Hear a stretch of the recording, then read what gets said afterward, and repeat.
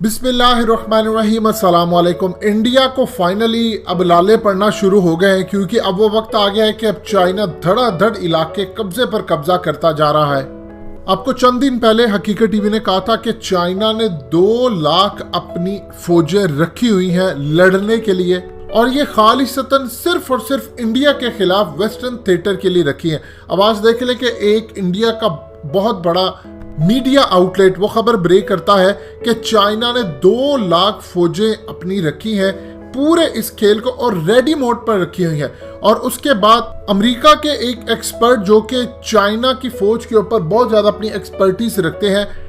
मजीद discuss करने से पहले इस वीडियो को लाइक करें, हकीकत टीवी को सब्सक्राइब करें और बेल आइकन पर जरूर क्लिक करें।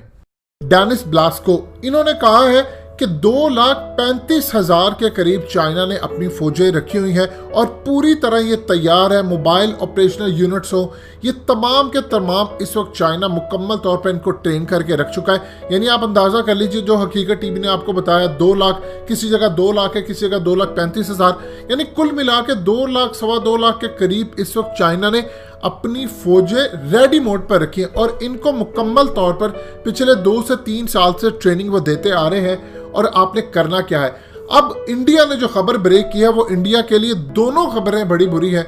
उन्होंने खबर ब्रेक की है कि 1960 का चाइना ने जो भारत के साथ क्लेम किया था कि हमारे ये इलाके वो इलाके, चाइना उस क्लेम से भी आगे अपनी फौजें लेकर आ चुका है। यानी वो इलाके तो उसने पकड़ लिए हैं जो उसने 1960 तक किए थे, उसके बाद वो आगे मजीद आ चुका है। लिहाजा अभी तक हमें ये पता ही नहीं है कि चाइना ने मजीद कितने इलाके लेने हैं। ये इंडिया को समझ ही नहीं आ रही। असल सूरत हाल अब समझ ले, चाइना खेल क्या खेलने जा रहा है। इन्होंने नारा मारा कि हम अखंड भारत लेंगे, हमारे इतने 1000 साल पुराना हमारा अखंड भारत था, बांग्लादेश शामिल था, अफगानिस्तान, ये वो सारे इलाके थे, पूरा पाकिस्तान शामिल था। और मोदी के आने के बाद इन्होंने ये थ्योरी रिवाइव की कि हमें अखंड भारत चाहिए।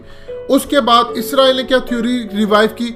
उन्होंने कहा जी 2000 साल पहले तो हमारा यहाँ पर इसराइल था, यहाँ पर हमारे इलाके थे, हमारी हुकूमत थी, और यहाँ से लेकर हम मुख्तलिफ जितने भी मिडिल ईस्ट के मुसलमानों के ममालिक है, यहाँ तक ये ग्रेटर इसराइल फैला हुआ है।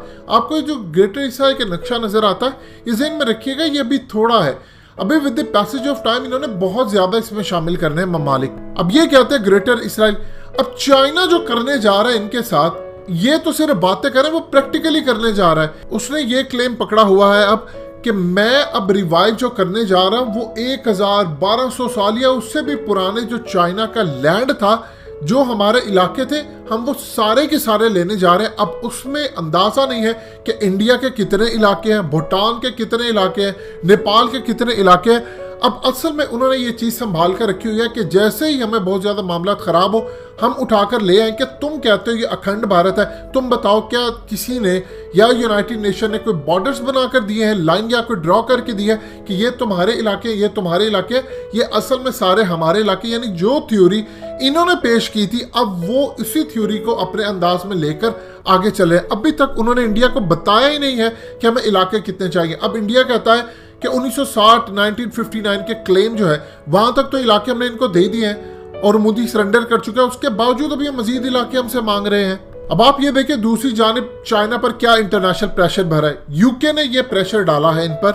कि हम आपसे बहुत बड़ा क्लेम लेने जा रहे हैं कि आपकी वजह से बीमारी फैली, हमारा ये नुकसान हुआ, वो हुआ। अब उसके बाद चाइना ने इसके खिलाफ जो रिपोर्ट तैयार की है वो ये की है कि जब मलका बरतानिया ये बात कहती थी कि हमारा सूरज गुरूब नहीं होता, और जब वो इस खत्ते के अंदर आए तो उन्होंने चाइना के लोगों को नशे पर लगाया था, फ्यूम पर लगा दिया था, और उससे चाइना की इकोनॉमी को इतना नुकसान हुआ, कई लाख या इससे भी ज्यादा लोग मर गए, और इतना ज्यादा नुकसान हुआ, उनकी फैमिलियों को नुकसान हुआ, हमारी मैशत बर्बाद हुई। लिहाजा उस हिसाब से हम बरतानिया के ऊपर ये क्लेम डाल देंगे कि आपकी वजह से ये नुकसान हुआ। इसका तो अभी तक किसी को नहीं पता। खास तौर पर चाइना ने कहा वो अमेरिका पर इल्जाम लगाता, लेकिन ऑफिशियली चाइना के खिलाफ तो कोई सबूत नहीं है इनके पास। लेकिन इसका तो सारी दुनिया को सबूत है और सब कुछ है कि किस तरह ईस्ट इंडिया कंपनी बनी और ये यहाँ पर आए और उन्होंने आकर इनको नशे पर लगाया। अब इसके नतीजे में जो नुकसान हुआ वो यूके से तलब किया जाएगा। ये चाइना ने सारी चीजें संभाल कर रखी हैं कि जैसे ही मामला खराब होंगे इंडिया के खिलाफ वो पुराने जमाने का निकाल कर ले आएंगे और यूके के खिलाफ वो इस लेवल का क्लेम निकाल कर ले आएंगे। पाकिस्तान के लिए अपॉर्चुनिटी ही अपॉर्चुनिटी है, हमारे लिए तो सोने पर सुहागा हो गया। देखिए इस वक्त तक तो इंडिया पूरी प्लानिंग कर चुका था कि किसी तरह वो गिलगित बल्तिस्तान में चढ़ाई करने के लिए आगे। अब उसको ये समझ आ रही है कि अगर चाइना के ये क्लेम आगे बढ़ गए हैं, उनकी 2,35,000 जो फौजें आ गई हैं, ये पूरी तरह तैयार है। उन्होंने 3 साल ट्रेनिंग की है, गर्मी सर्दी के मौसम में उनकी एयर फोर्सेस ने ट्रेनिंग की है, उनकी रॉकेट फोर्सेस ने की है कि अगर अमेरिका साथ देगा या मिसाइल हमले करेंगे तो हमने क्या करना है। और अगर सर्दियां आ जाएंगी, वहां पर बर्फ पड़ेगी, जो इंडिया इंतजार में बैठा है कि अगर बर्फ पड़ेगी तो ये चाइनीज खुद ही यहां से निकल जाएंगे, उन्होंने इसका भी इंतजाम करके रखा है। अब ये जिस मुल्क ने 3 साल मेहनत की हो, पूरी स्ट्रगल की हो, अपनी 2,35,000 फौजें ट्रेन की हो कि हमने इंडिया के इलाके कब्जे में लेने हैं, और सोने पे सुहागा ये हो जाए कि आर्टिकल 370 रिवोक कर दे, उसके बाद आप सोचिए क्या होगा। इंडिया के पास इस वक्त एक आखिरी बचती ऑप्शन ये है कि वो चुप करके आर्टिकल 370 जो रिवोक किया उसका पुराना स्टेटस बहाल कर दे और चाइना को कहे कि अब तुम लड़ाई ना करो। उसके बाद ही अगर चाइना यहां पर उनके इलाके कब्जे कर ले तो इंडिया के पास सिवाय लड़ने के और क्या है। लेकिन ये इतना बड़ा डिसीजन है, इतना बड़ा डिसीजन है कि मोदी सरकार ने यानी आरएसएस ने कम से कम जब से उसने बनाई है उसके बाद से वो अब से लेकर फिर पाकिस्तान कायम हुआ, वो एक ही बात कहते रहे कि हमने आर्टिकल 370 को खत्म करना है। तो लिहाजा इतने साल की बात पर उनकी पार्टी खड़ी रही, इलेक्शन जीता। अगर वो ये काम करते हैं, इतनी बड़ी शिकस्त होती है, तो फिर समझ लीजिए इनकी सियासत भी हमेशा के लिए खत्म हो जाएगी। दोस्तों, हकीकत टीवी को सब्सक्राइब करना मत भूलिए, वीडियो को लाइक करें, शेयर करें और कमेंट सेक्शन में अपनी राय का इजहार जरूर करें।